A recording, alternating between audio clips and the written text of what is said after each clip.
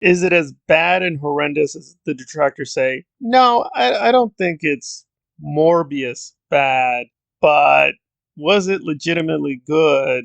Or is it like people are exaggerating? No, no. A lot of the things people are complaining about that it's too boring, too many plot holes, we're losing track of the dinosaurs, the whole thing is just a complete cluttered mess. No, those are true too. So it's one of those things where in between people who think this is just a complete and utter disaster, there's nothing salvageable. I disagree. There are some good moments and one really great sequence, which I'll talk about even non spoiler, that I think does salvage a lot of the film. But a lot of this is, yes, very messy, sometimes sluggish. Despite a lot of action, it gets fairly boring in places, and they just clogged it up with so many characters at times. I'm just like, I just didn't care. The heroes, the villains, I just didn't care anymore. Still, I think I'm going to give it a generous score between a 5 and a 6, and I'll give the final score at the end of the review. So, what is occurring? Well, the dinosaurs are in the world. It's how the heroes, I guess, they're heroes, Owen, Claire, and the new person, Kayla, who's this black pilot, basically Han Solo. They basically ripped off Han Solo, but made it a black woman. If you care about the politics of that, that's fine. I'm not going to do that here. I will say I didn't hate her, but I didn't like her. And the character's straightforward enough. She just cares about money. She cares about flying. I did find it weird at a certain moment. She just switched and is like, okay, I'm going to help you people. But I was like, why? Why are you going to do that? Don't know. But she's okay. A lot of people found her compelling. I did not. And of course, the question becomes, oh, yes, did the original three come back? Yes, they do come back. It's not a small cameo. They are in the story, but I didn't really care. I will say their introductions were fine, but I didn't get like this epic feeling. Oh, they're back. They're fine. It just didn't really save the picture. It's like, oh, they're here. They're part of the story. Okay, well, that's interesting. Like I know for the other film, Ian was in there like really fast. They do more with Ian here, but I still felt it was strange because he's got the old costume. It just felt very faded version of the classical character from parts one and two. That Ian had way more personality, was way more funny, and way more interesting. Now, I myself, I'm not a super hardcore park person, but I am a pretty strong fan. I watched the first one and the second one. I even played a Sega Genesis game way back then, but I kind of fell off.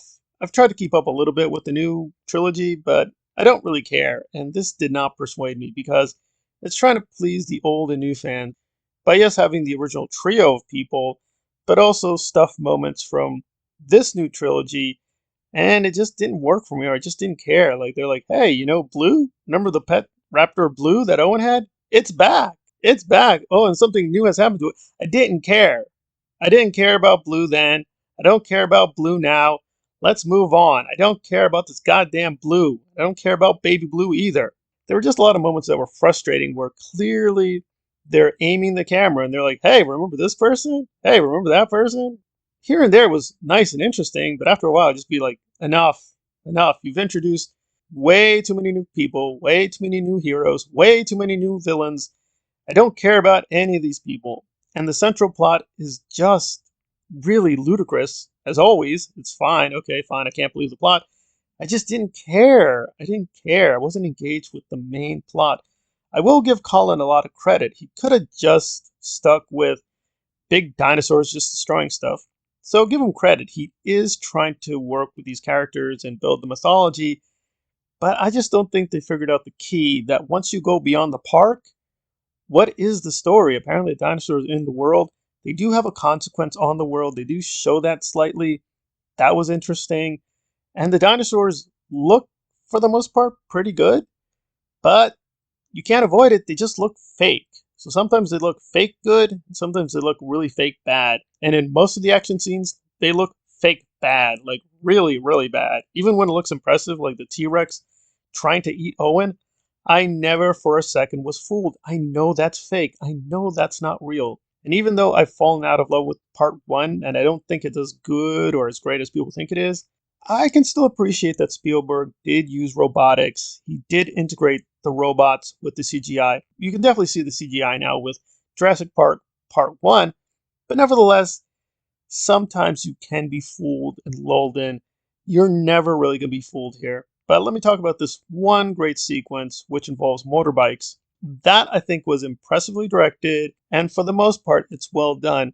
And it goes on for a while, and it's actually well integrated with the Kayla character, the way she kind of comes in at the end and saves them with the plane. It's like, okay, that came together fairly well. It mostly made sense. Unfortunately, it's only one of three great scenes, and that's about it. Beyond that, it's a lot of lifeless, dullless stuff happening, and it just keeps going and going and going. And I'm like, I don't care. Get back to some at least good action scenes. But then, unfortunately, your brain turns on and you start asking questions. Some of them are okay, like when Chris Pratt as Owen puts his hand up and Blue doesn't attack him. And you're like, okay, well, that's plausible. He knows Blue. But then he does this to two T-Rexes.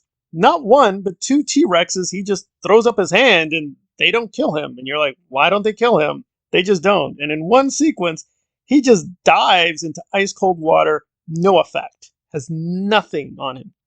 And even that great motorbike sequence, like Claire does a jump and she gets hurt, which I thought was good. Okay, she's hurting, and the acting by Bryce is actually pretty good. When you like, oh, she's in pain. She's like, oh, she's in pain. But then a couple seconds later, it's fine. Her arm is totally fine. She doesn't feel any pain. You're like, wait, what? And I realized with the editing, probably to us it happened second scope, but they probably shot it on another day and they just lost continuity. So things like that just kept happening over and over again, where the characters feel pain, but then they don't feel pain. They feel tension, but then they don't feel tension. They feel scared, but then they don't feel scared. You just don't care anymore. And the don't care more feeling set in kind of early, and they were never able to get me back. A couple of great sequences, some good action stuff here and there. They are trying. I don't think anybody's being lazy. I just didn't care about the central characters, and they don't do very much to make me care about the central characters, but Ian is pretty good when he's on screen. He talks strange because he talks more like an ecologist than a mathematician. Good, really, for passive fans. But if you're a hardcore fan, even somebody like me in between a hardcore and a passive, you're going to notice too many things. You're going to ask too many questions. You're going to be like, wait, this doesn't really fit the first trilogy. This doesn't even fit this new trilogy. It's frustrating, but there is good stuff. There's stuff to just enjoy watching the dinosaurs. When it is impressive, they look great. It's very beautiful cinematography. But unfortunately, where it's bad, like the music doesn't go anywhere too many places. It's only very powerful in a few sequences. It's not exciting enough, and the plot is too ridiculous. You can never really be invested in these characters because they don't feel real. They feel like just plot robots who are invincible, and after a while, it just gets too frustrating. It's not terrible, not bad. It is above average, but it's just not great. I'm going to give this a 5.75. The Northman is better than this, but I didn't care at all for the Northman. I felt that was genuinely boring. I didn't feel this was as much of a chore. I'd want to re-see it. 5.75. Make of it what you will. Jurassic Park, Dominion.